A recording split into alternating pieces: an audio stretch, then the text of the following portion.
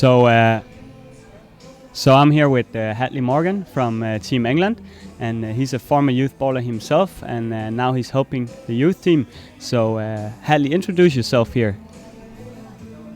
Okay, well, I don't know what you want me to say. I'm Hadley, I'm from England, and I'm one of the coaches here. We've got a team of 3 of us here, myself, Curtis and Richard, and we were the team last year and we're the team this year. Cool. So what's your role going to be in this squad, this particular squad now?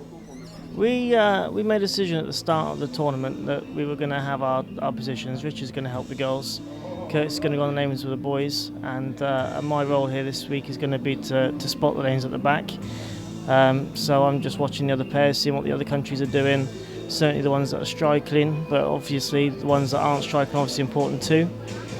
To see why they're not striking, maybe they're just missing a lot, maybe they're just not the right part of the lanes. So yeah, as a background of running a pro shop and stuff, and obviously my background in bowling, I'm better off to be at the back to do that sort of thing, while Richard and Curtis do the motivational parts on the lane. Cool. And now I know you and Curtis a little bit here, and I know you're some really good bowlers yourself. So how have the preparation been to this tournament? Now you've been in the situation yourself, and try to explain what's going through the heads of the bowlers and how do you prepare them for a tournament of this size?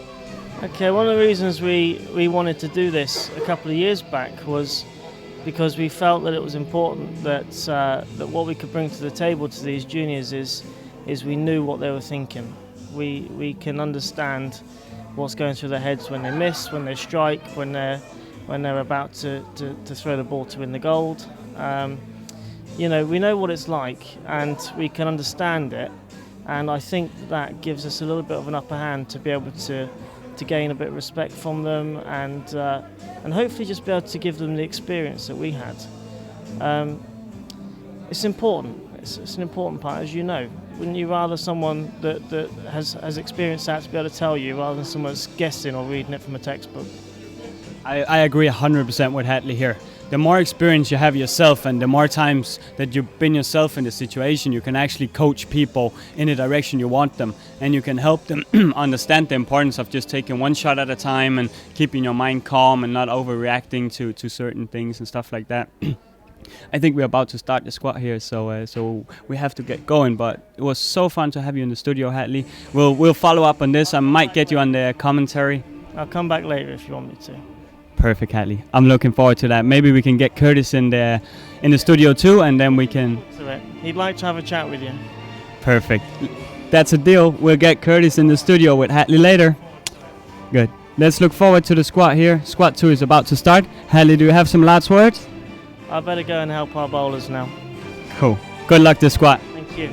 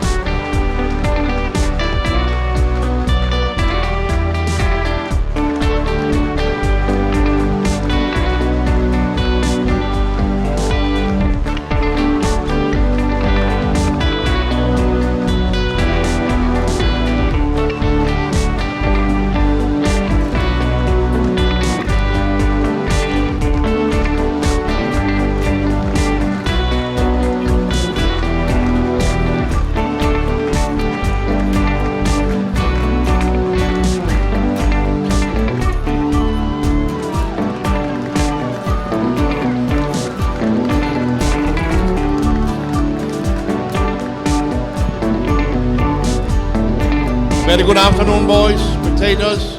Everybody welcome to the second squad in the boys team event of the European Youth Championships 2018. The last decisive was 6 games before we will find the top 4 for the semi-finals and final played tomorrow late afternoon. Please remember, all of you not playing more in the championship after these 6 games. It's on time to start removing your equipment back to the hotels. We're moving 4 lanes left, 4 lanes right. 10 minutes practice.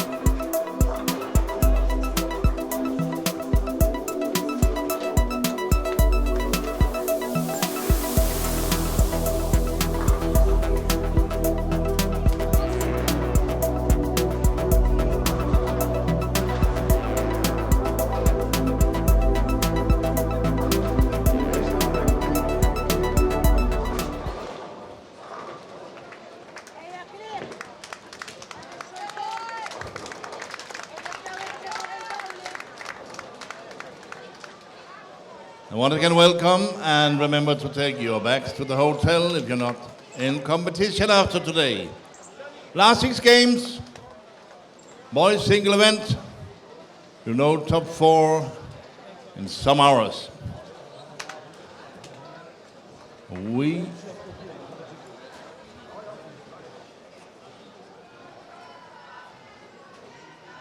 ready? Good luck.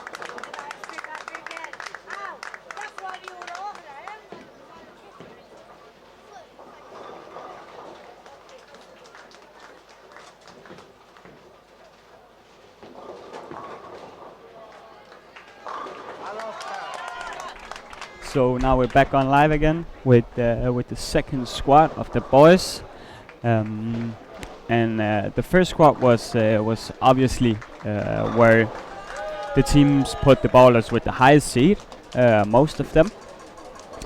So I think we're gonna see a squad that's a little bit more low scoring now, and I think the ballers that's gonna have a chance is the ballers do a really decent shot making, and there is a lot of low seeded ballers here, which means that there will be a lot of balls that goes in different directions, and the quality of the shots will be a little bit poor, and that will create something on the lanes, and that can both be good and it can be bad. So we will have to see how it develops here, and I think we will see quite a lot of difference between the pairs in this squad, and I think the topography will be a bigger factor in this squad than it was in the other squad.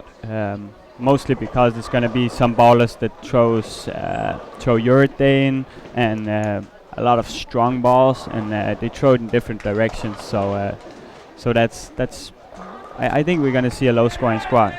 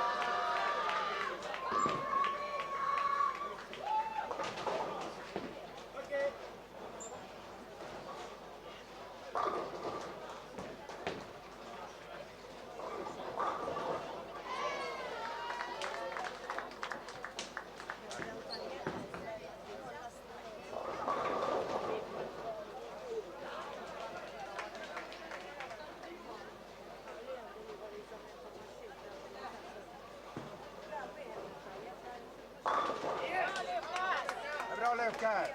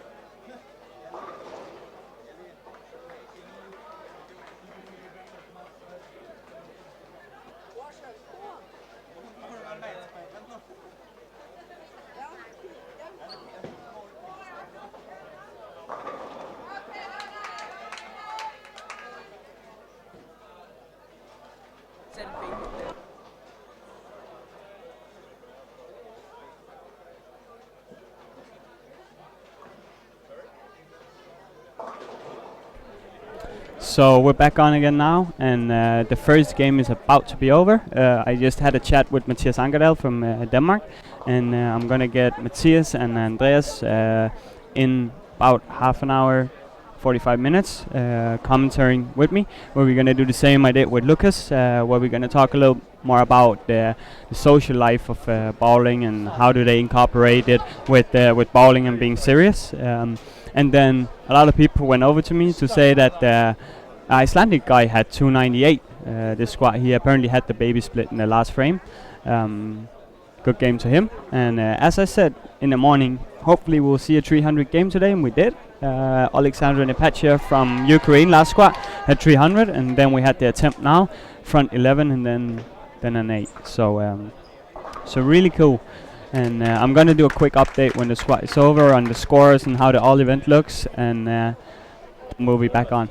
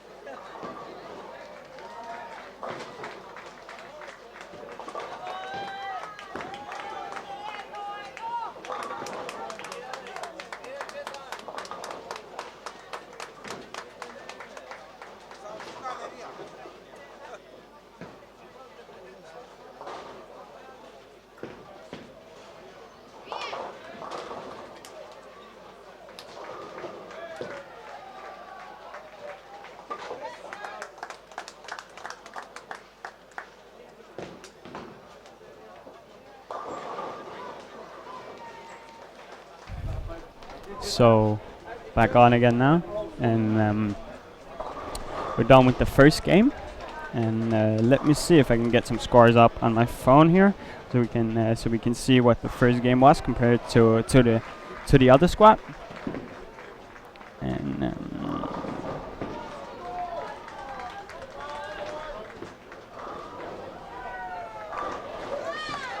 so we got the Icelandic guy on 298, and then we actually got 3 scores that's above the average of 1448 of William Svensson right now. We got Alexander Beck from Norway on 268, then we got 278 on a French guy called Maxime Dubois, and then we got Johan Atlason from Iceland on 298. So right now, and actually got some pretty decent scores, this squad. It's going to be pretty fun to see how the all events is going to look after this. Right now there is, in my opinion, only one contender, and that's Oscar Bierfeld from Sweden. And if my calculations is not wrong, he needs 1330 or 1430 to around 1440 to win the all events. Let me just look here where he is on average.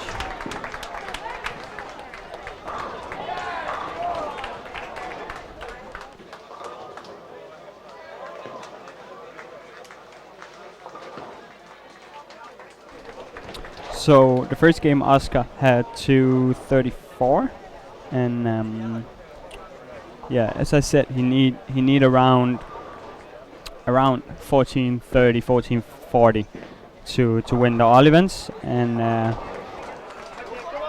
the silver is about the same, 20 less, so he needs at least a good series now. We're gonna follow him a little bit, this squad, and then let me just and then of course tune in on my Facebook profile again. Keep the questions coming, and I'll try to answer them as good as I can. Is there anyone you want in the studio? Please tell me later. After the squad, I'm gonna get Hadley and Curtis in, and we'll do a quick interview with them.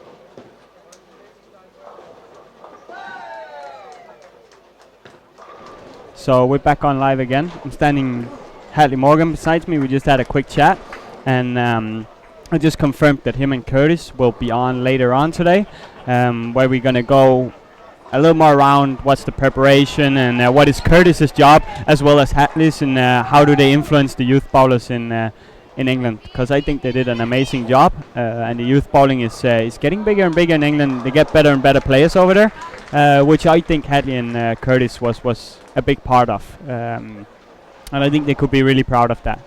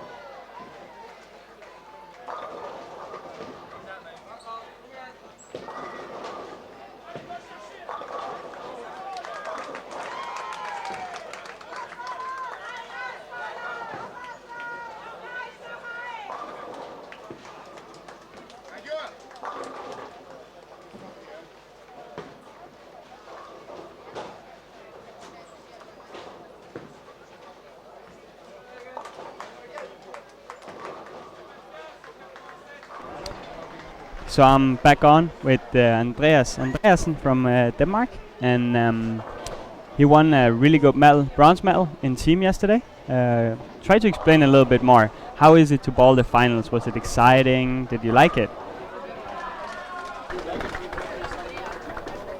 It was my first medal in the EYC, and I thought I would be, more nervous, but I wasn't.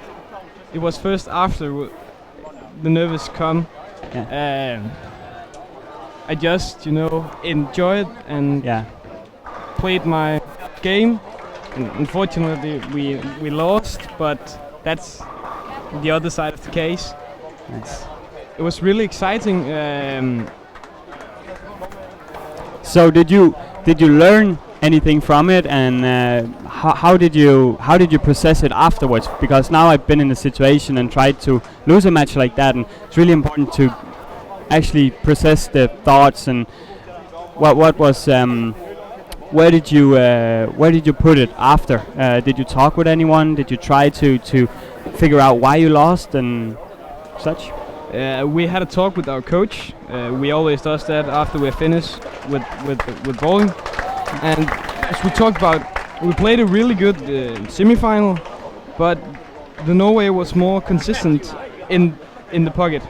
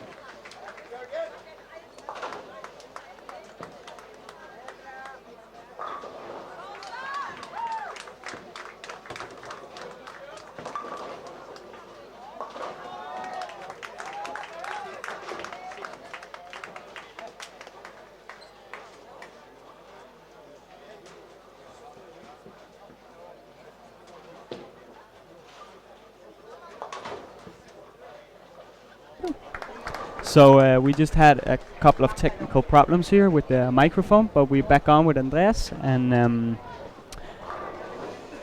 the question for Andreas now is, so who do you think is going to win this single event? We have the top four with as of right now after the first squad with William and George from Norway. Yeah. And do you know who the other guys was? Yeah, there was a Slovenian guy called Tim Sevenik. And then Mike Bergman is. Okay. Yeah, that's top four right now. I think, of course, William Svensson would be a good guess. Yeah. He's always good, and he's pretty good in finals. Yeah. And he played EYC many times, but I think the Norwegian guy would make the cut, and also the Slovenian guy. But I'm not sure about Mike, but if he makes the cut, he will also be a very, very good guess. Okay. I played against him on the European Youth Tour. Oh yeah. And he's really good in finals. Cool. He's making his shots, but William would be my best guess. But some of the other Swedish guys also playing well in this squad so far, and they're also gonna have a chance to make the cut. Yeah, but I would like to see some other guys in the final than the Swedes. Yeah. So who would you like to have in the final? If you could choose yourself, and it can't be any Danes, because of course we want 4 Danes in the final. But if we can't choose any Danes, who's gonna be in the finals then? I would like to see Ronan van der Loo from Holland play the final. He has a nice spirit and he's just cool. Nice. I would like to see some of the English players, but they haven't had such a good EYC. I was talking with Hadley about the English team, and they said they have one guy called Oliver Spindley. Yeah. He's actually throwing the ball really, really good, but he's just not as good as moving and getting the ball to the right spot. They also have Jay Goodwin. He's also playing real. And they played the morning squad and made some good shots, and they played really well, both. And they're also 2 nice guys. I live in the same hotel and talk good with them. Nice. So I wish them the best of luck. Nice. So a little bit more. Now you balled 6 games yourself on this morning squad with Matias, and so try to talk a little bit about what was the game plan from the start. Now you have the best look of everyone on the fresh, as far as I know, and what I've seen. So tell me, where is it that you need something or is gonna improve? I can start with the 6 ball I checked in, and of course my spare ball.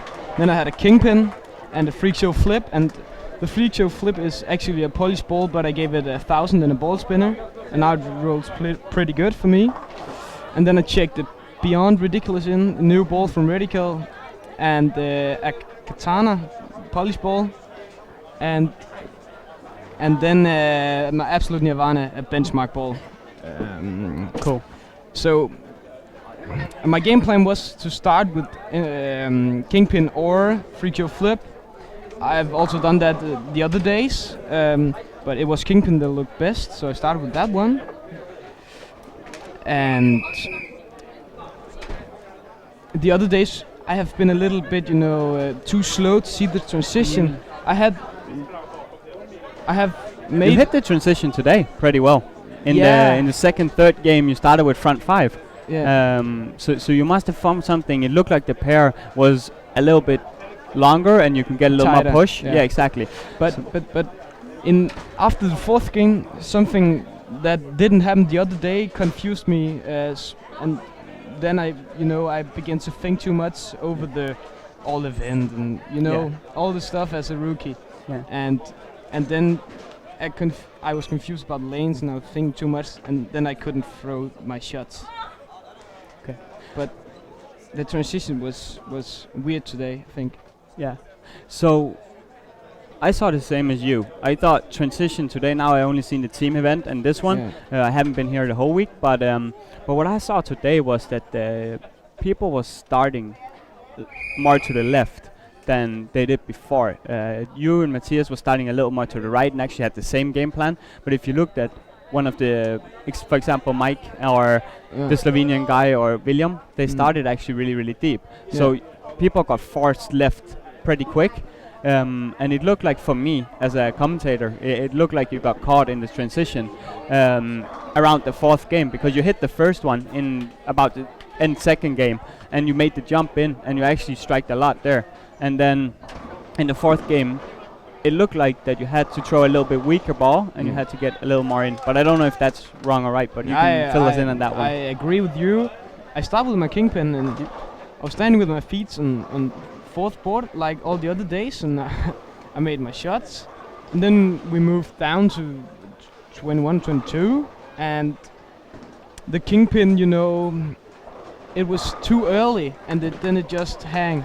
Yeah. So I switched to my freak show flip, who was, had a little more back end, and moved free balls inside to the left, and I also made my shots, but I didn't have the best carry in the second game. But maybe it was too fast to go to the free throw flip. But then in the first game, I took the free throw flip again, and moved more left and more tighter. I actually was really tight, and that worked. It just it just read the first part of the lane, and then you just roll to the target. You got some space there. Yeah. I saw that. That was a really good ball change. Unfortunately, I only shot 218. Yeah. I could have shot 250, but I had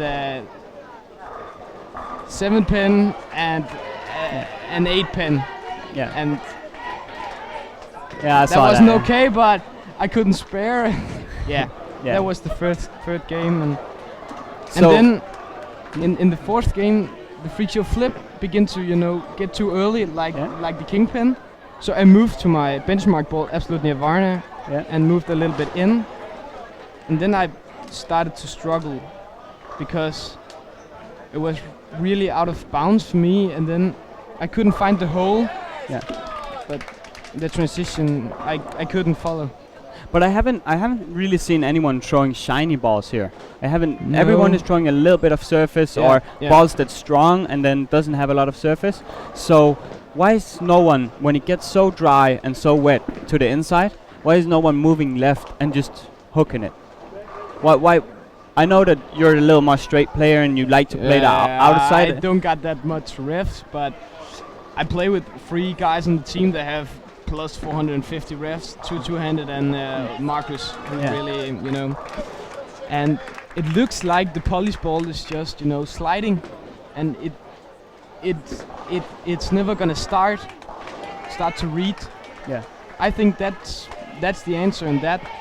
I haven't really thrown so much polish. In the double, the last game I throwed my beyond ridiculous. It's polished, but it's a little bit stronger polished ball, and it likes to start early. Yeah. So But now I ball in the center myself quite a lot. So when I know exactly what you mean about the ball have to pick up in the front and it have to read the mid lane, otherwise the ball can't strike. So that's why I asked, and it looks like the good teams that has scouts out on the lane and knows what's going on and see what all the other people is doing. It looks like that they're throwing the right kind of balls, and what I would like to see and someone try is actually to make that jump a little bit earlier, to try to make the jump left and go left before everyone else. Obviously you're not the kind of baller that just jumps left, but what is your opinion on that? Do you think that would work here for example Matias or one of the two-handed guys? Yeah, Matias tried it sometimes, but it wasn't really the polish balls. It was a show off, It still has a lot of surface, but it is a back end ball. Yeah. And it looks really on off. But I think maybe Marcus from my team, he has the IQ Sonic, and it looked really good in the last game in the team. I think he could jump in earlier because he also gets so much behind the ball. Yeah, exactly. And still has a lot of refs. Yeah. I think he would had a chance with the polish ball. Yeah. Earlier. I agree. That's and he also likes to throw polish. Yeah. Last day in the second block, he got really happy when Martin, our coach, said, "You can throw polish." We are deciding which ball we're playing, but it was the time to play polish, and then he just shined up. Oh, that's so cool. But when I was bowling the EYC, so I always liked to move left before everyone else, because then I knew that no one was going to get in my way. And it looked like you had a couple the whole of lane for yourself. Exactly, and it looked like when you moved lanes, it was a guess what was going to happen with the ball the first shot, and then you had to make a move of that. And that's what I mean about if people jump left a little bit before, they will actually know what gonna happen on the lane the next time they're gonna show. So when the scores is this high, it means that you basically have to strike every shot. The pace is really high. Yeah. I never seen, now I guess they cut this morning, and I guessed it to 1400 plus minus 10. So I'm pretty close right now. But what would you think it's gonna be? Do you think this squad is gonna be as high or? As we saw the days before, I've played 2 morning squads, and then of course I played morning. Our first team block was on the morning, and then the second was in the Yeah. yeah Afternoon. Yeah. yeah Yeah. and I saw the morning block was more high scoring than the afternoon, because the lanes has outside, it's more cold in the morning, Yeah. and then the outside of the lane is more open, and there's not so many people in the center to get warmed up No, exactly. Yeah. in the morning. So I think the pace, of course there's 1 or 2 guys in this squad that's gonna give it a chance and has the chance, but the first squad is gonna be the most high scoring, and it has always been that in the other days. But I'm not sure, because my last block of the team, I thought I would struggle more from the start, because the outside I don't have that much riff, so I play from the outside and in, and unfortunately it was open from the outside. Yes.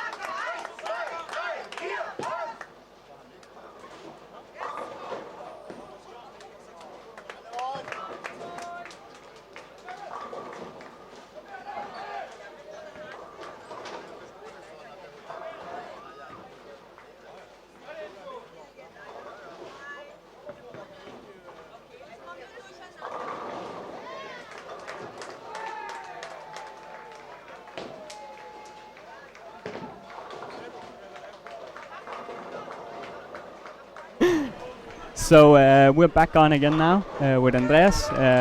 I don't know if it's him or what's going on here, but we got some technical problems. This time it wasn't our fault, it was the internet and the ball that was down, so we couldn't really do anything. But it should be stable now and we should be set for the day. So let's continue. We were talking a little bit about ball motion and how did you experience the difference of the sides. So what is, if you make it into Masters now, which you hopefully will do, what is the game plan? How are you gonna approach Masters? If it's gonna start, I think it's starting on fresh. Yeah. Yeah. Then I will just follow my game plan and play with free kill flip or kingpin. It's what picks up earliest. Yeah. But if I'm playing in the low end, I think I have to go to polish earlier because they are picking more earlier than the high end in the center. But am I playing in the high end, I also start with my free kill flip or kingpin from the outside. But in the high end, I can move a little bit in and keep it really tight with free kill flip or kingpin. Yeah, mostly free kill flip, and then it just picks up early and then just sliding to the pocket. So, if you could choose this, who would you play the finals against in the Masters? If you made it to the finals, who's the dream contender to win the gold against? To win the gold against? Yeah.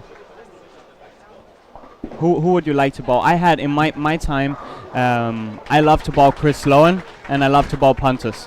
So that was the two guys I was competing with at that point. So is there anyone you see yourself that you just wish to ball if against? I should look as the best final and the most, the most the final with most energy. Of course, I would like to ball against Matias. He's been my double partner against in 6 years, and we have won the Danish championship 5 years in a row. Yeah, we're unstoppable, but that's not a part. Oh, that's but class. I would like to play against him. But if I should choose one from another country, Ronan van der Loo, he's always screaming. Cool. So if we can see a Masters final between you and Ronan, we're gonna have something to comment about. You'll be guaranteed a lot of voice. Nice. Noise. That's cool. So tell me a little bit more about. Now I've seen the Danes, the Swedes. They scout the lanes. Yeah. So for all those home, now I know what scouting is and how it works. But try to explain what you use it for and how do you communicate what you see on the lanes and what you do. On the Danish team, we have our own scout this year. It's the first year. Jimmy Dan Mortensen, also playing bowling by himself, and he's playing here in Aalborg. He's playing for LBC. Yeah. So it's really good scene of the Danish Bowling Federation that Jimmy would be a good man. He's really good at scouting the lanes. He stands with his iPad and look at the lane map and looks at the difference between the lanes, and then he see who is playing on this pair, and does it actually, is it actually what you see on the lane map, does that happen on the lane when you throw the ball? I think also that part of it, now I talked a little bit with Jimmy about it earlier today, and it's quite valuable. We did it when I bought the youth team. We did the same, and and that was when they started doing the lane maps. That was one of the first years I was on, and back then we didn't really know that much about lane mapping and how it worked and stuff like that. So we always used our own scouts, and then if a lane, we had Vienna for example, where the gutters was really red, but then some lanes were blue on the outside. So what we did was, if the topography is in a certain way, then it's super important that your ball, you have to look at your ball and you have to react from the ball and what that do. Do you agree with that, or do you trust when the coaches say, I think this lane hooks 3 boards more? Do you throw one shot first to see what the lane does, or do you just jump in 3 boards? I trust what Jimmy says, but Jimmy also looks who's playing on the pair, and are they playing with polish or are they playing with surface? And he also looks what is going wrong for them. Are they standing too much to the right or to the left? And then he says to Martin, hey, as I seen this pair, the right lane is hooking more. And I think it was on the pair 17 and 18. There we used the lane map because in the bottom of the lane, the one lane was really red, and the other lane was, you know, a little bit more flat. Yeah. And I could feel that. So Okay. I think the lane map says some important things. Exactly. A lot of ballers today. Now I bowl on the European tour myself and talk with some of the guys there, and a lot of them says that the topography is actually a lot more important than the actual pattern on the lanes. Yeah. So it's basically that the topography overrides the pattern, but the balls you throw and who started on the pair, did they throw surface, did they throw polished balls, as you say, that have a big impact on how you're gonna approach the lanes. So what? Oh wait, actually we have to look a bit on the scores here. Now we just sit and talk. Let me just.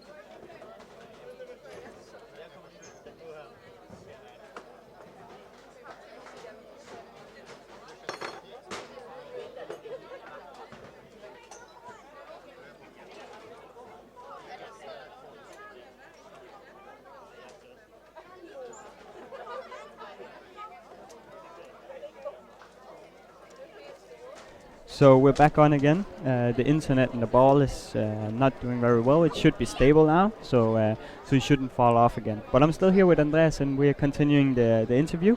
And now we're going to look a little bit on the scores. We talked about how the lanes were playing and all that kind of stuff. So now we're going to dig a little bit deeper. They're in the start of the 4th game now, and we got the scores after 2 games here.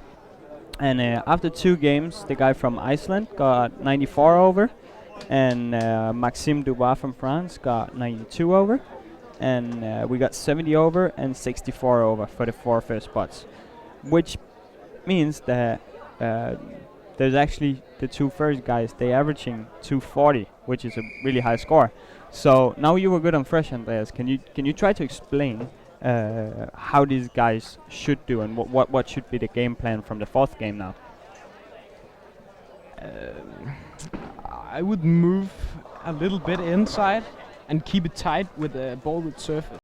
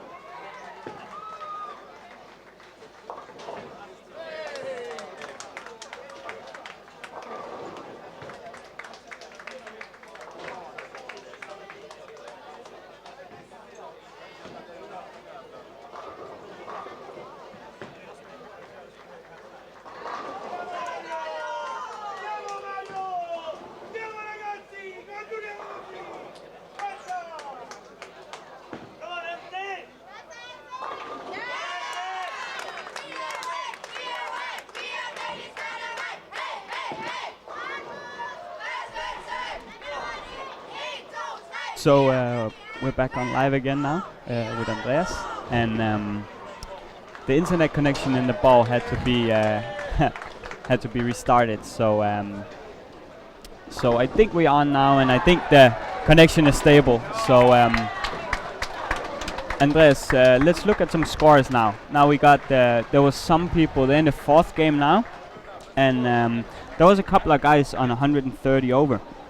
So we got Maxime Dubois from France with 139 over. Of course, he's playing with Brunswick. Oh, we got a little bit of yeah. And then we got Tim from Germany on 124 over, and then we got Johan from Iceland, the guy that had the 298 game in the first, and he's on 100 over. So I think there's a couple of guys you should look out for. Personally, I think that you should look out for Lucas Sevelin, which is on the 5th spot right now. He started a little bit weak with a 2-0 game, and then he had 240, 240. So it looks like he found out something that he can keep, and now he's on 9 spare, 5 in a row, and then an open. So he's gonna have at least a 220, 240 game again. So look out for him. He looked really, really well the whole week. Yeah, he's technically bowling very solid. Yeah. So Andreas, who do you think will make it from here? Is that Maxime? Yeah, he's also looked quite good. The today in the team and the double, but yeah, he's a Brunswick guy, so yes, I think he have a really good chance. Yeah. He hits the pocket 9 out of 10 times, I think. Nice. And of course, the Swedes should look out for them. Of course, yeah. They have been really good on the last games, the days before. So I think one of them is making the cut. Yeah. So let's jump over to the fun part here. What I think is the most impressive of all of the wins you can win. The all events, all the things combined, and the gold medal there is, in my opinion, the best bowler through the week. What do you think about that? Yeah, it's the bowler that has been bowling best over the free disciplines. Exactly. So it's the most prestige medal to win. Exactly. Of course. That's also my opinion. So let's take a look here. There's, as I said when we started, there's only one guy that has a chance right now, and that's Oscar. Oh wait, there's Maxime actually got a chance too. Hey, where is he? He's in 17, 20. So we got Maxime Dubois, and then we got Oscar Virefelt from Sweden that's playing this squad, and one is on 3rd place right now in average in the all events, and the other guy is on 5th place. So Oscar needs around, as I said, 1440, so he needs 740 now, 745. Is that easy in this? No. It is high pace, but you got the all event in your mind, and of course you also got that. Yeah. So you saw my last 2 games. Yeah. I was confused because of the transition, and then I had the top 24. So I think he is a little bit of the same. I can see he is struggling a little bit now, but he has been good on the last games, a couple of days. Yeah. So of course he's going to give him the chance. Hopefully. But I think, of course he will be in the top 3. Yeah, I think so too, because right now he's in 3rd spot, and I think the only one that's actually a contender to the 3rd place right now is Maxime, because he got quite an okay chance, and he's pacing a really high score. Yeah, so if he keeps doing that, then I actually think, Messenger on the 10 pin. Yeah. So that was a really, really nice interview with Andreas, and now I have a feeling that I have to let him go so he can actually reflect a little bit on it. And we had so much fun, and I wish you the best of luck tomorrow, and I hope you make the Masters. Yeah, thank you. Maybe I will come back tomorrow. We can talk a little. Hopefully. always have a spot for you on the commentary side. He's so good, and he's such an educated kid, and it impresses me how well they are doing and how much bowling you guys actually know. Because now I've been in a situation, and when I was your age, I didn't know anything about topography and a little bit about oil and balls, but you know a lot more than I do, and that's really impressive for me. Yeah. So, thank you very much for your time, and it's been a pleasure having you here. Thank you, Marcus.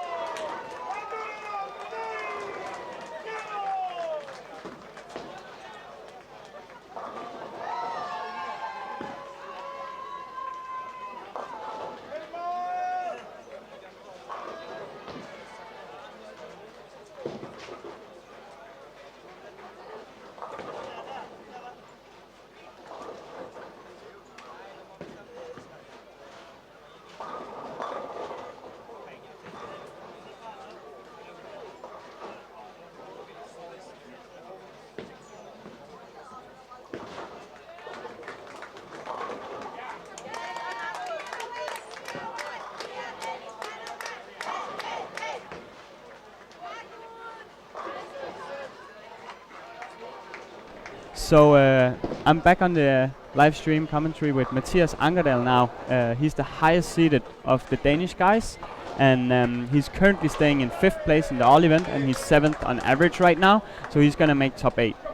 So Matias, what do you think about the performance today? Are you satisfied, or how did it go? Oh, it was actually pretty good. I had a rough start, but made some adjustments and throw some good shots. Nice. Just take one shot at a time. Didn't think about results, didn't think about masters, all events, you know.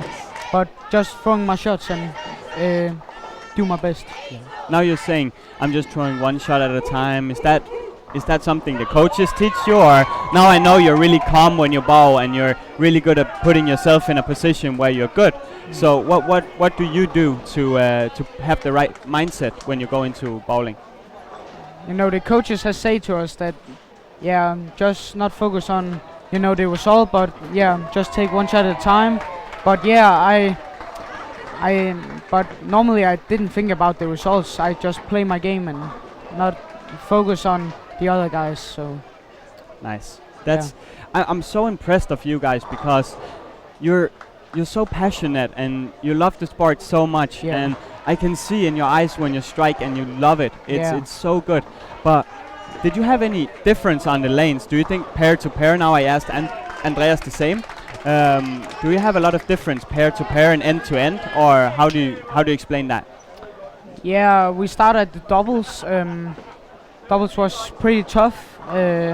Had some good games and so, you know, like 2 really bad games, and that cost us a lot of pins both. And yeah, but we was fighting okay good. But yeah, we just still take one shot at a time, and yeah, and in team in the team that was the first block was my absolute best. Yeah. I had like 737, I think it was. Yeah, you ball amazing, yeah. Yeah, and yeah, but team was pretty easier than the doubles, but I thought the team will be harder because, you know, we play so many people on one pair, so you know you throw like 8 shots before it's your turn again. Yeah, and exactly. And then you have to move, to move pretty far left early. Yeah. So so now you mentioned yourself that it takes 8 shots, actually 8 shots to get to the same lane again. Yeah. So did you have any guideline to I move one board left every time before I go to a lane? Did you move without actually taking a shot and missing, or did you just stand and make adjustment in speed, or how did you solve that it was so long between the shots? I think we was actually talking with the coach, and the first couple of shots we throw as the team, I was the last player, so I could like seeing what the other guys do with their ball, and it goes early or it goes too long. Yeah. So I feel like I was calm because, you know, I could see what the other guys do and what they say to me, like move some boards left or get up your speed or something like that. So that was pretty good. Now I tried to only play as an anchor person in the team. So I played the same position as you when I was bowling, the EYC. And I had the same opinion as you, because I like to see the other shots and how did the lane develop. And if, let's say, your start man or the third man that's right before you, he moves one board left and the ball doesn't hook, then you know, okay, I probably shouldn't move a board. And do you use other players, as you said? Which one on the team do you use? Now I know you bowl a lot with Andreas, and obviously you use his ball, but the other guys is a little more similar to your play style. Do you use them too, or? Yeah, I was, you know, I was just in the team. I was just like, you know, about the ball was going too early or it was go too long. So I had a good feeling, and that was my, you know, best results, best 6 games. That was pretty amazing. I think it's only you and William that actually had that kind of score on 3 games here. Yeah. So he had it this morning block, and he bowled really well. So you must. I wasn't here when you shot yours, but you must have bowled really well on the first there. So enough about the bowling. How is the social life here? Do you like the EYC? Yeah, I really love it. Also, last year in Finland, that was really amazing. First time, and I made some new friends. Exactly. You know, talk with people from all around Europe. It's, you know, bowling is so social that, you know, you can meet. Now we are from Denmark. You can meet some from, you know, other countries. That's amazing. You can talk with everybody, and there's like there are best friends in every country. Yeah. That's now you bowl a lot on the European Youth Tour. So you know a lot of people here, and obviously got some really good friends even from other countries. Yeah. And that's one of the things I think is really nice about the bowling, even on the youth side. The seniors is not as good at socializing as you youth are, No. but I still think the bowling has something about it. The social life is so important, and that's why you can be a really good bowler, but also when you need to have contracts or something, you need to socialize and talk to the right people and make the right decisions. And have any thoughts about any contracts, and what is your next step now? I know you're going to the World Series in what is that, November, August? November, I think. Yeah. So are you looking forward to that? Yeah, I'm really looking forward. You know, that will be my first time in America to play on the PBA tour, and it's just playing with the best of the best, you know, in the bowling sport, and compare yourself to and then I can learn a lot of experience and take the, you know, the positive with me to Denmark as the tournament. So, but it's gonna be good. Nice. So now I know from bowling two-handed myself that training is really hard in Denmark, and there's not that many good coaches that can coach two-handed. So who's helping you now developing your game and getting better? Yeah, I have Mick Steinberg from the Danish national team as my coach right now. Of course, the national trainer Martin Worsny is, and then I have from my club in BK Trækkeren. So they help me, and I'm really happy for that.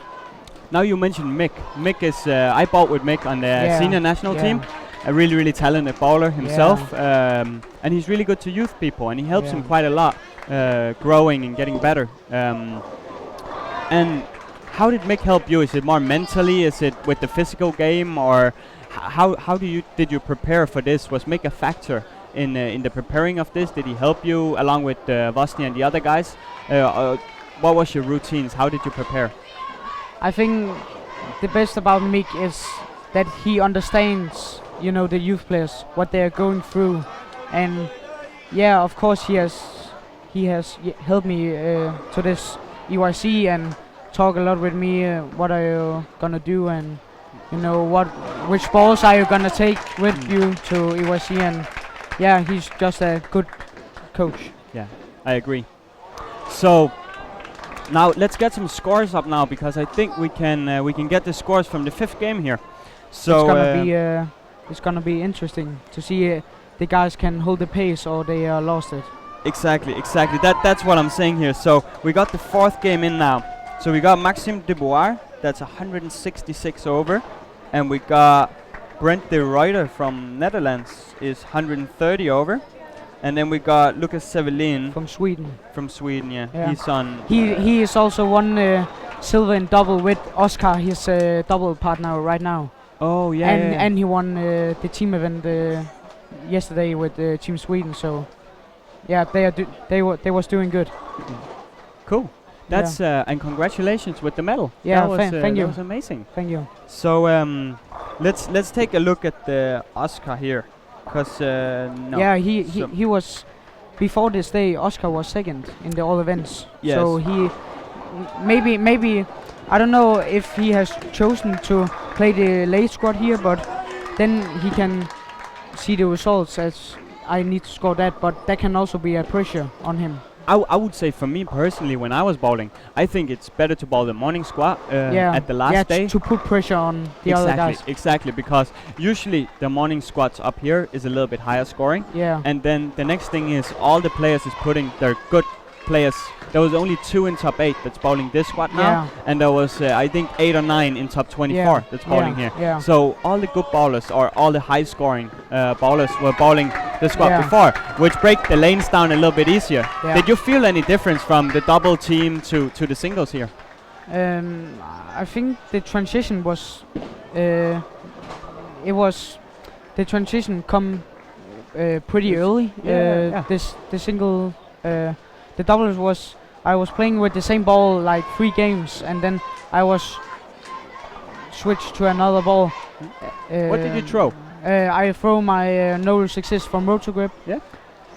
In the doubles and show off also. So, but today I start with my no rule success again.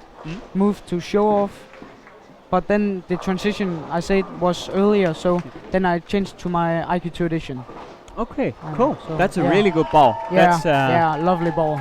exactly. Lovely ball. So, as you said, there was some transition problems today. Yeah. So around the second to third game, there was a gap there. And do you have any game plan for the Masters now? Now I know it's on fresh oil, but if you get to between the second and third game and you get to that point, do you have a game plan ready? Do you know how to solve it now? Yeah, I'll definitely see the guys what they are doing with their ball, and what kind of lines they play, and so I have an idea where I should play and which balls. Cool. So the time, that's actually pretty impressive, because when I was bowling on the youth team, when we were done bowling, we were only looking at our own team. Yeah. But that's what I think is so amazing this year, that you actually look at the good bowlers to find a solution for tomorrow. Yeah. And I do it myself on the European tour when I was bowling, and I know a lot of guys is doing it.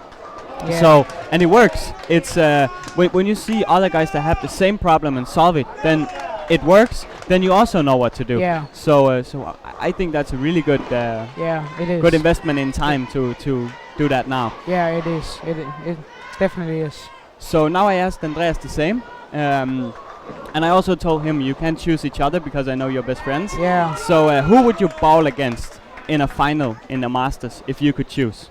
Who would be the best match for you? Who would you beat the most, or who would you like to beat the most?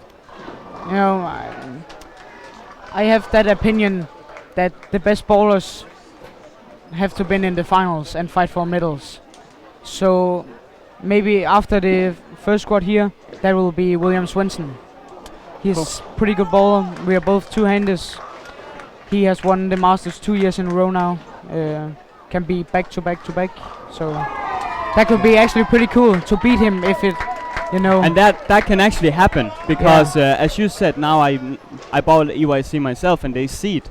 So now you're so high seeded that William is second seed, I think, and you're gonna be around 4th or 5th or 6th seed. Yeah. So you won't be able to meet each other before the final. Yeah, most likely. before semi-finals, I think. At least the semi-finals, most likely. And usually the top seeds go out a little bit earlier and stuff like that. Yeah. So that's actually a possible final. Yeah. And that would be amazing to see. Yeah. I would love a final with you two in it. That would. Now I know you pump yourself up and you always give a good show. Yeah. And William is more kind of a quiet guy. Yeah. And so how do you have any plans when you're gonna bowl the Masters? How are you gonna approach it psychologically? Yeah, I will. It's as you said, there's 1 against 1, so it's not about the score, but more to beat, your opponent. So it's just maybe not still not think so much about the score, but just take one shot at a time and just do your best. Yeah, exactly. Yeah. Yeah, that's so good. And if I lose to a good player that is playing better than me, that's fair. So that's amazing to hear this. That's that's nice. Like you actually appreciate good bowling, and that's where, like, I always think that that with the format we have now and the way it's working out, I think the best bowler should win. Yeah. How do you see the social life? How a little more about that. How was it? Like, now I know you play cards in the afternoon, and we did that at least. I don't know if you do it, but have fun and interact with people and talk cross countries. So is there any guys that you socialize more with? Any teams that you Yeah. I have talked a lot with the English guys from England because I have also bowled with them at the European tour. Yeah. And the Swedish guys have I talked to, and but you know, here it's like all guys is talking with each other, so it's fantastic. So amazing. That players from all around Europe can talk together. It's so it's amazing. It's amazing. I think it's truly amazing that just the atmosphere here and the it's really good. The parents really good. and just all the people, and I like it. Now I played the European Men's Championship too, and the European Men's Championship is a little more serious, and it's more people quiet. Exactly, people doesn't show emotions, No. and that's what I think is so amazing, that you guys, when you make a strike and you can really see it's so important for you, that you get so happy, and usually you put your feelings away because it gets in the way of the bowling when you get to a certain level. But how do you experience that? I see you as a bowler that gets better when you get pumped up. Yeah, and as you say, the seniors are pretty more serious, and they are quiet when they get a strike. You cannot see on them if you play like 200 or you play a 290 game, for example, and then you just see at the bowlers here, you will get pumped up when you get a strike, and your supporters will scream at you and cheering the best as they can and get yourself pumped up. But it's pretty cool. I like it.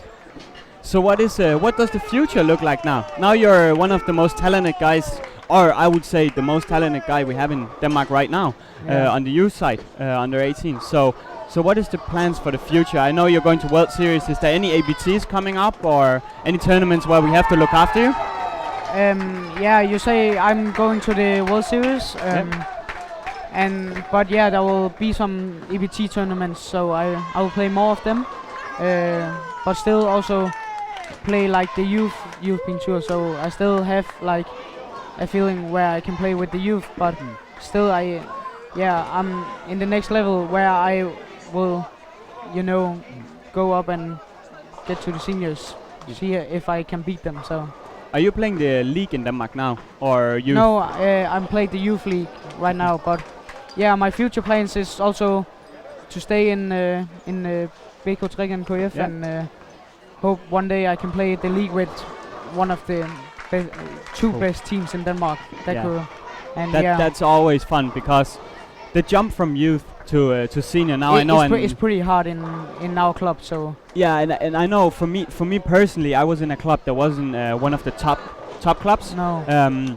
So I actually got up when I was 15. Yeah. And what amazed me the most is the psychological game of it.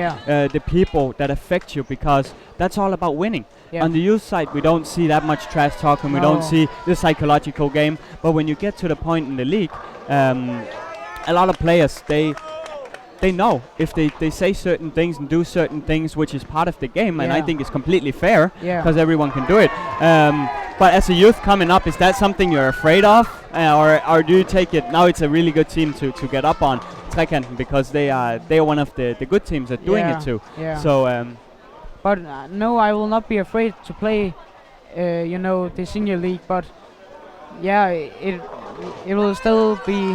I will still be nervous. I think the first time I will play, but I like the system where you play 6 guys and three matches every single game. So it's pretty cool. It's pumped up, and it's a little bit like the Swedish system where you. Is there any plans for you to bowl in Sweden? I will go to the Lucky Last Masters again this year, and but no clubs and no league. No clubs. Okay. So listen up now out there who's looking on the live stream. Someone can sign Matias, and that's one of the guys here. So send him a text if you want a bowler. That's really, really good. He can. I don't know if he's interested, but hear him out. That's I talked with Andreas about it, and I think a lot of those youth bowlers here would really benefit of bowling in Sweden, because it's 4 games, it's fresh oil, and it doesn't get broken down so easily. So it's a lot of surfaces, a lot of different bowlers, and it's 4 matches, 8 players, which is a bit different. and higher cheering as the final in Jönköping. So Yeah, exactly. yeah, they are. It's a good crowd, and there's all they fight for the title, and that's the point. Exactly. They win or no win. Exactly. It's so cool to watch. Yeah. I think everybody that thinks they want to watch bowling the first time, they should watch the Swedish League finals, because Yeah, I have watched the Swedish League final. Yeah. Pretty cool when all strike they get over to one lane against the jump over seats Yeah. and clap each other, Yeah. and it's so cool. Yeah. Yeah. Drums and everything. I have most seen the Team Pergamon and Team Clan in the final. Yeah, that's so cool. It's two of the best clubs in Europe. Yeah, so and some of the best bowlers in the Yeah, world playing on yeah, those teams. yeah. So that's amazing. Yeah. That's yeah. So what are you going to spend your evening on now? How does the rest of the day look? Is it a little bit looking on bowling now and relaxing, or? I will seeing the squads, not doing that much, but just get myself to a point where I can see some guys, and not see some lines, but it's gonna be different tomorrow. But I will definitely just seeing it where I go in the all events and singles. So yeah. I'm not going to take more of your time now, Matias. No. So best of luck tomorrow. It's I'm gonna look forward to following you, because I think you got a really good shot in the Masters tomorrow. Yeah. So I like the main against main. Exactly. So you're one of the really good match play bowlers in Denmark. Yeah. So I think that's definitely Matias we should look out for tomorrow. And as you said, William Svensson, of course, and some of those guys. Yeah. That's a little more experienced than the match play, because it's a lot different than now. Yeah. But thank you for your time. It's been a pleasure having you here. Yeah. And, Thank you. best of luck. Yeah. Bye.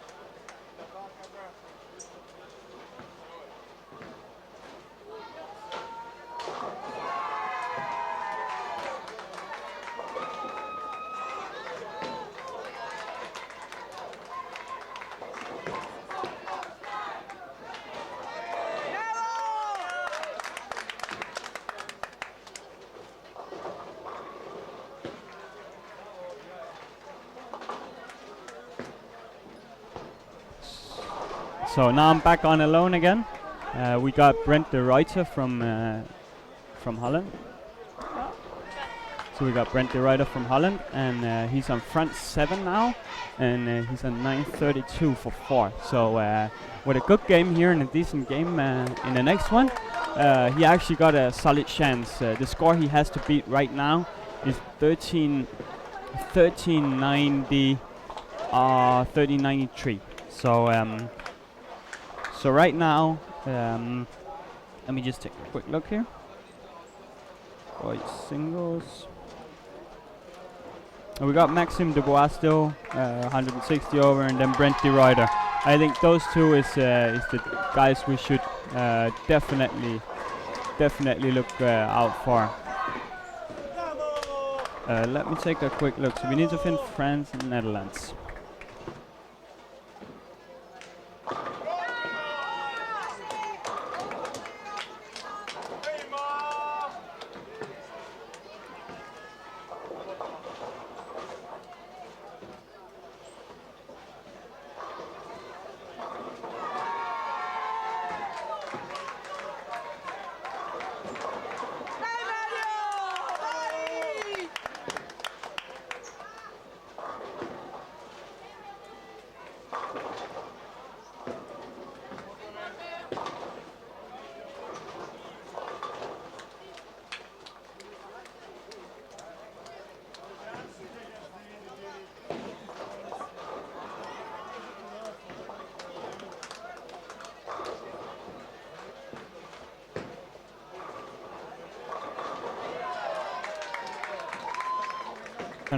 So Brent is on front 7/9 per strike. So he's looking, if he strike out 279, which would put him at 200 over, which would give him a quite decent chance here to make it.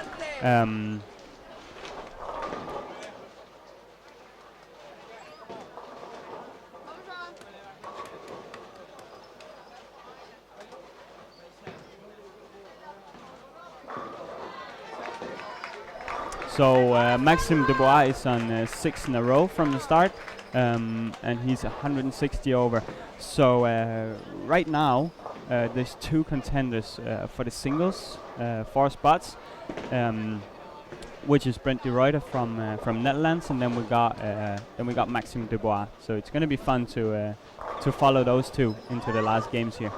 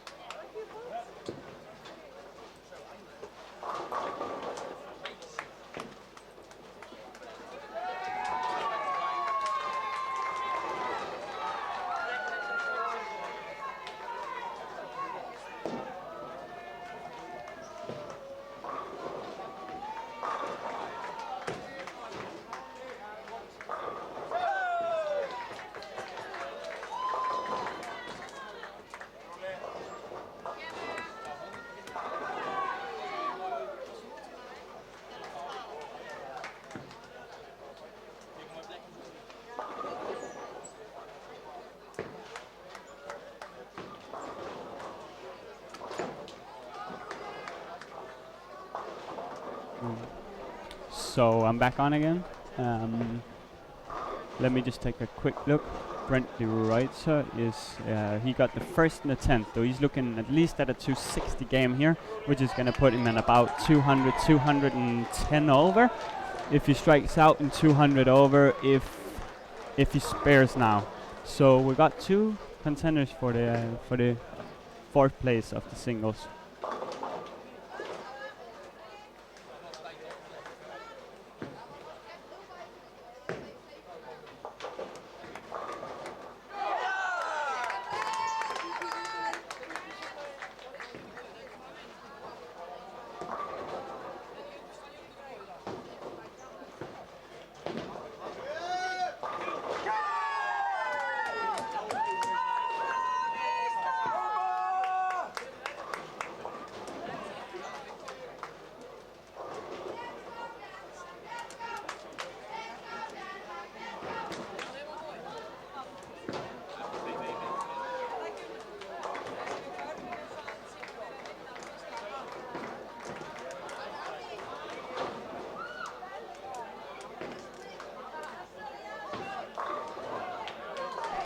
So we got Brent de Ruyter, he doubled the 10th for 270, and I just got the manager here telling me that the internet is a little bit down, so it can't put the scores up.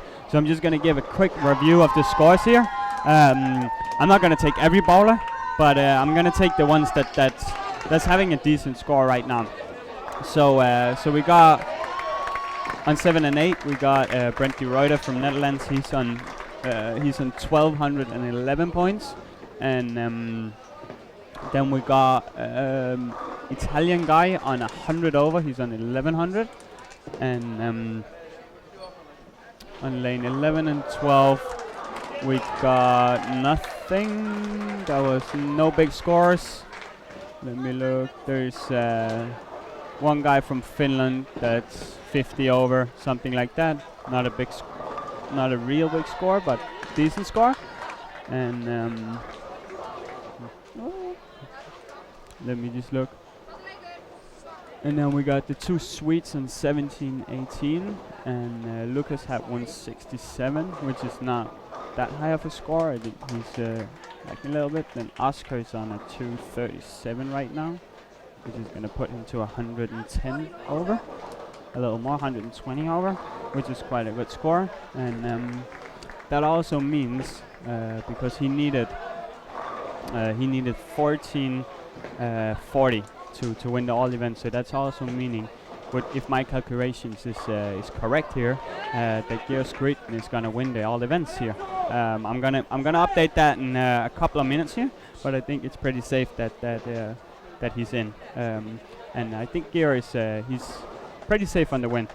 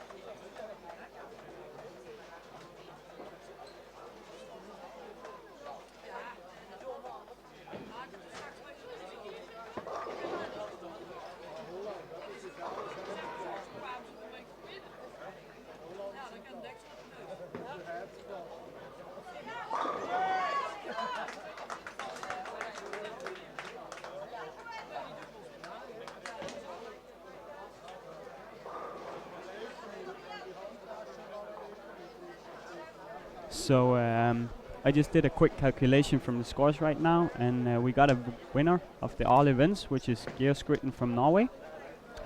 Pretty amazing. He's a rookie this year, and it's his first tournament. Hopefully I can get him into the studio. But right now, both William Svensson is going to be second in the all events, and this is some unofficial calculations. But Georg Gritten, after my calculations, is going to win, and William Svensson second, and the third place is a little bit unsecure if who's going to take that. But I'm going to update in a minute.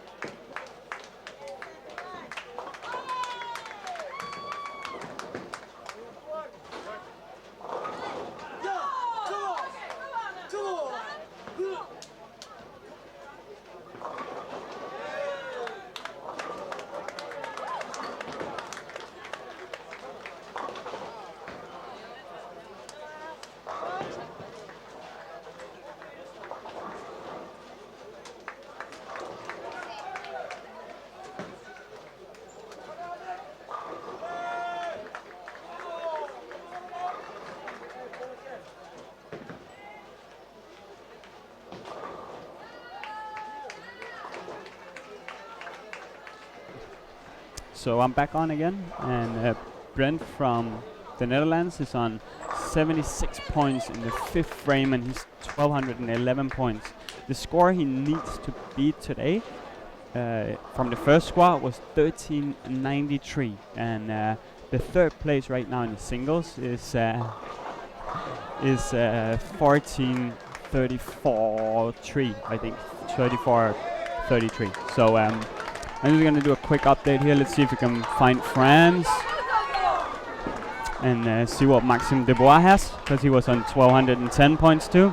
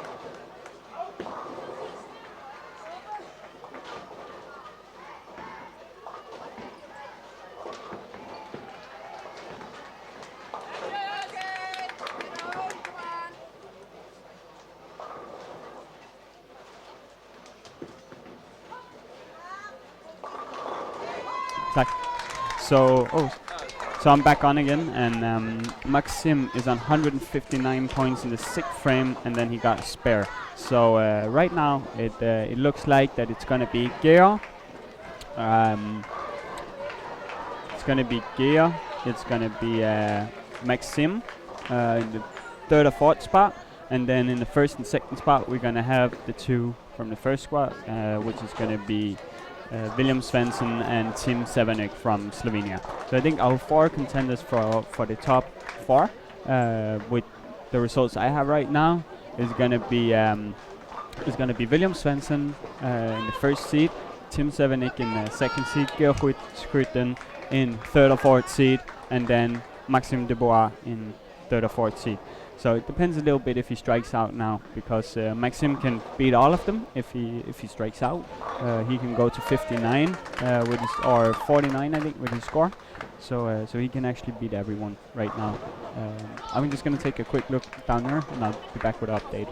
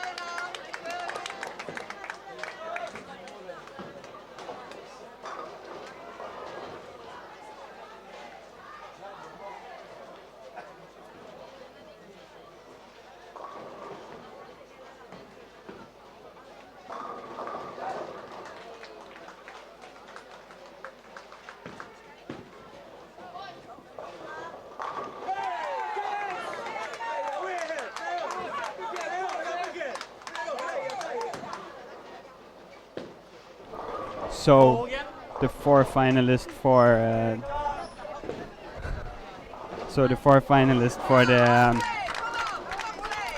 the singles finals of the men's team is gonna be William Svensson, Tim Severnik, and Georg Skruten, and then we're gonna have Maxime Dubois. He can actually take the 1st seed. He's pacing 240 now, so most likely he's gonna be around between the 1st and the 3rd seed. Yeah, I'll update you in a minute, but now we got it set. There's no one else that can make it. So we got top 4 locked in now, and yeah.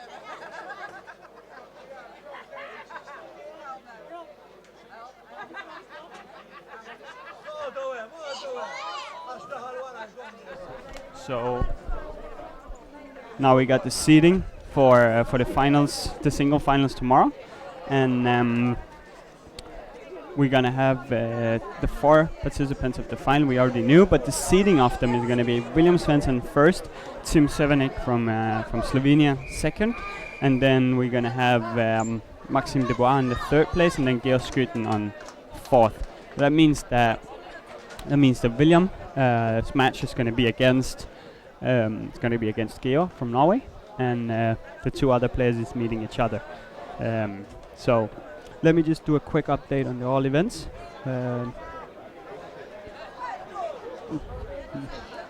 And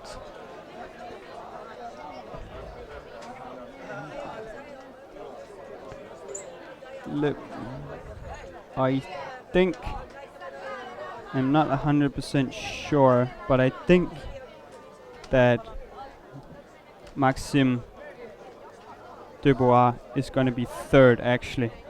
This is unofficial, but I think he's going to be the 3rd spot because he had 14:37. He had 2:37 the last, so he's going to be at 39:79, which is going to beat Alexander Nepatchev.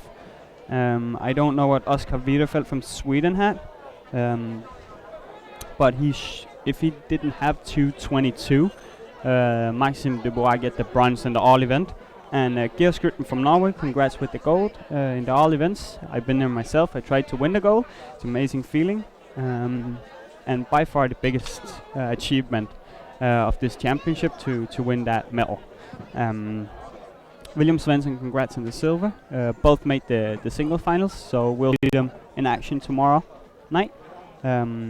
We're going to have an interview now with the English coaches, Hadley Morgan and Curtis Hooper.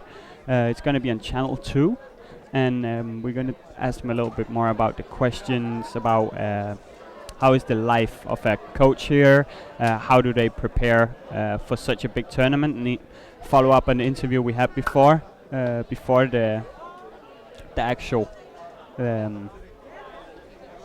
start here. So what's pretty cool here is that we got one Danish guy, top 7, Matias made top 8, sorry. So he's balling the Masters step 2, and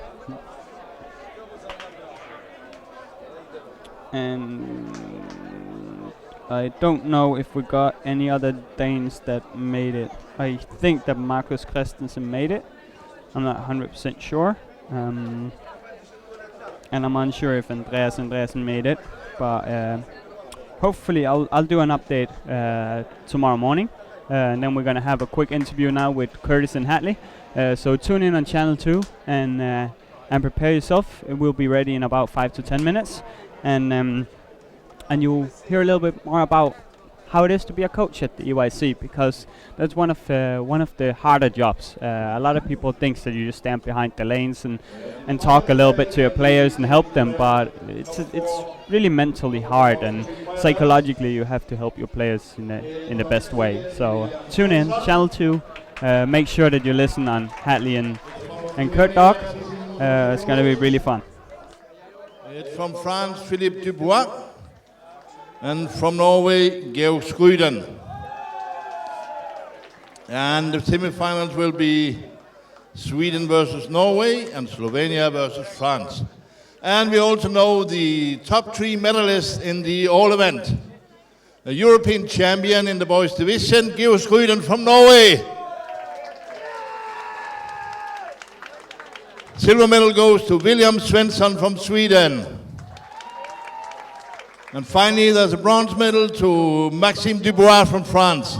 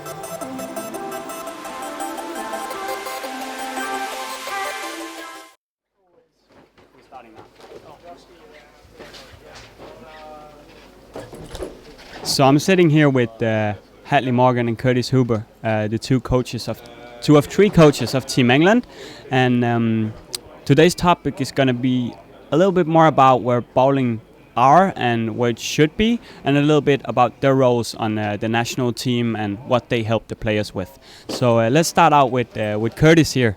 Now we had Hadley in the studio this morning, and Curtis, what is your role on the team, and where do you see yourself in where you can help the bowlers?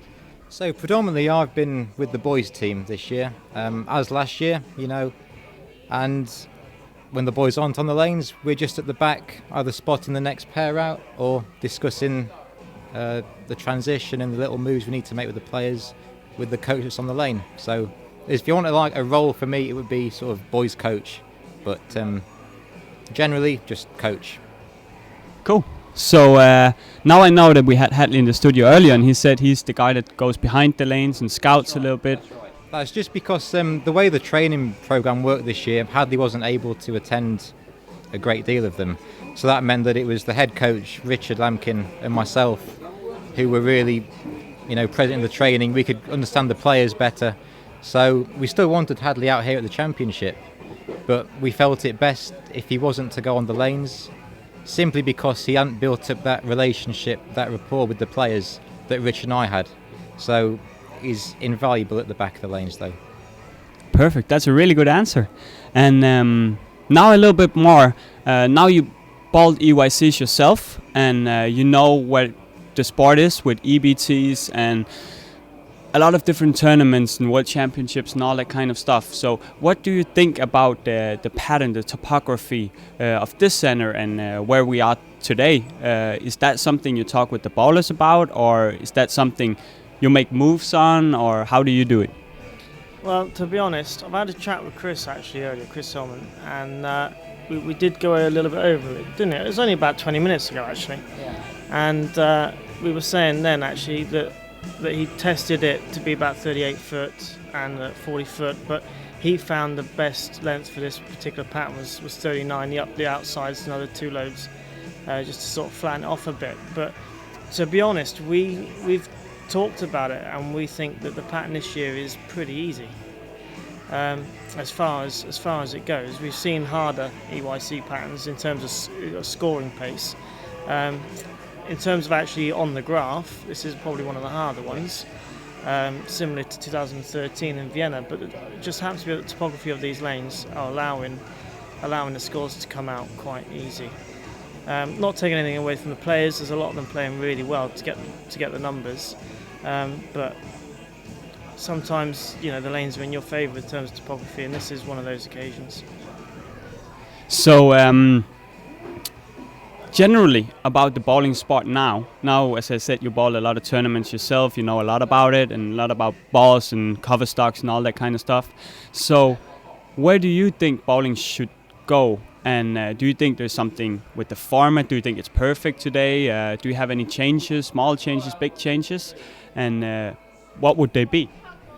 Okay, so the way I see it is bowling's much more open nowadays to the bowler who can come in off the street. An example from myself, I played the Euro Challenge a couple of years ago, and I think I qualified 5th in my first squad, and overall tournament finish was 19th. I'm not one of the world's best players, but the stars aligned for me that week, and I was able to compete with the best in the world. That's one of the quirks of the sport, I guess. Ways they can limit that, I would say, just reduce the ball choices.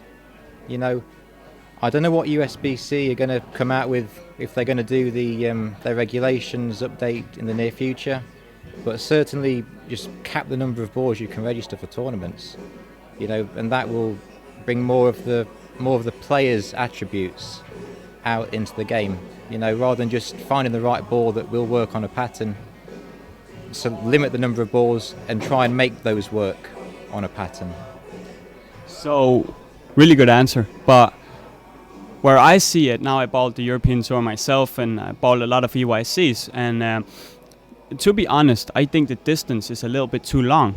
And usually, I actually think 6 full games of a block is quite a lot to bowl, because you, as you said, sometimes you bowl 1 squad at a tournament, but sometimes you bowl 9, 10, 11 squads, and we got a lot of injuries in this sport, and I think one of the major reasons is because we bowl so many games. We do it so often, and we practice, and then we bowl again. So do you have anything about the format of bowling, like the general bowling, or is it more that we have to figure out that you kept the balls, you can register like a tournament like this where you register 6 balls? Should that be limited to 4, or should it be limited to 6 in every tournament?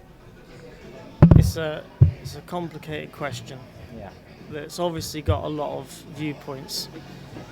Mine personally is that I think a lot of the injuries come from bowlers having to make their bodies do things that naturally they shouldn't be able to do, or shouldn't do. We don't throw golf balls, do we? They're not lightweight objects. They weigh quite a weight, and when you swing them, they only get heavier. And to have to do things like they do at the US Open, where they're stood so far in and they're lofting gutter caps, it's not something that you naturally should be able to do without a lot of work. And not necessarily all the bowlers put in the fitness required in order to be able to put their bodies through that stress. Contradicting that, it can be viewed that, okay, maybe we've just got a different skill now to the old days. You know, maybe back in the day you had to be more accurate, and you had to, you know, split boards, and you had to spare, and you had to stay safe, and you know what I mean, that sort of thing. Whereas now, maybe the skill is actually getting the right equipment in your hand, because there's millions of balls you can choose from, and there are only more coming out all the time. That's one of the skills. Is equipment choice. Another skill is being able to loft and control the loft distance, and be able to manage the break point and stuff. You know, it's different skills. It's whether or not is that the way we want our sport to develop and move forward. And you're going to get a different answer from everybody you talk to, because everybody's going to see it differently. That was a really good answer again, and as you say, there's a lot of opinions on this, and a lot of different answers on the question, and I personally don't think any of them is right or wrong. It's opinions. But obviously we have to find a way, because as you say, usually the body can't do things like they did at US Open naturally. So if it is that you have to go to fitness a little bit more and get stronger and get different muscles stronger, or it is to make the pins lighter, the balls lighter, or whatever. But I think there is a continuum between injuries and bowlers that bowl a lot. It's usually the bowlers that bowl a lot of games and on short time that gets injured, at least in my opinion. What do you think about that? Oh, go back into the 70s and the 80s, again, different era, but I believe back then PBA tournaments used to run all week, you know, and they were 30, 40 games, you know, and then they used to do the same again the next week, and then the week after, you know. But again, the bowlers they weren't as physical back then, if you know what I mean. They didn't get the rev rate. It was more about the finesse, and perhaps that's what allowed them to bowl that many games injury-free week on week and week, because it was less toll on the body. As Hadley mentioned, nowadays a lot of the bowlers are hitting the gym. Certainly a lot of the top bowlers are hitting the gym, because their bodies have to be that physically fit to bowl all these tournaments around the world. So now you mention it, the old style, the classic style, where the timing is on point, not delayed, and all that kind of stuff. Is that a possibility today? Would you say that it's a possibility to bowl like that today and actually have a chance to be a really good bowler on the PBA tour? I think it's possible. There are bowlers who played in that era still playing now, and still competing and still winning, and still, you know, that they don't, correct me if I'm wrong, but was Norm Duke not still playing pretty straight up the boards in the US Open this year, while others were lofting the gutter cap? He didn't need to do what they were doing. He had the skill and the versatility to be able to play around it in other ways. are we saying that maybe we need to go the other way? And you said in terms of formats, do we need to make it that actually we make the formats longer in terms of pins carry forward, not have cuts and cuts and cuts, so everything goes back to zero all the time? Because what's the point in, if you're going to use this tournament, for example, having a qualification period of 6 games and then 4th place can win? We did it the other day, don't get me wrong, it's great, we won a gold medal out of a doubles finishing 4th, but are we saying that that's what we want to show to people outside our sport is possible, that you can qualify for 6 games, maybe be 300 pins ahead and then finish 4th, similarly finish 300 pins behind in 4th and then suddenly win over 1 game? Is that fair? Personally, I don't think that's fair. I got quite the same opinion as you do, but obviously we have to do something for TV, for the live stream, and it have to be entertaining to watch, and I think that's why they do it. I have a little dream inside myself that bowling is going to be a game for the viewer and not the bowler, so that we bowl shorter games, so it's only maybe 3 or 5 frames, and then you bowl heads-up matches, because then you can have a lot of matches going on at the same time. It will be fun to watch on the live stream. It will be fun to go to the bowl, because there will always be a match going, and there will always be this tension. This week I don't think we need any more tension, because they're doing really good and they're ambitious, and the atmosphere here is really good because of all the parents. So how do you deal with that? How did you prepare your bowlers for this atmosphere? It's quite different than the most tournament. It is. So one thing that Hadley and I can bring to the table is we've been out here, we've been back the gold medals, he's brought back 2 gold medals. We know what it's like to win. We also know what it's like to fail, yeah? So we can tell all the bowlers, we can prepare them in that way, the psychological way.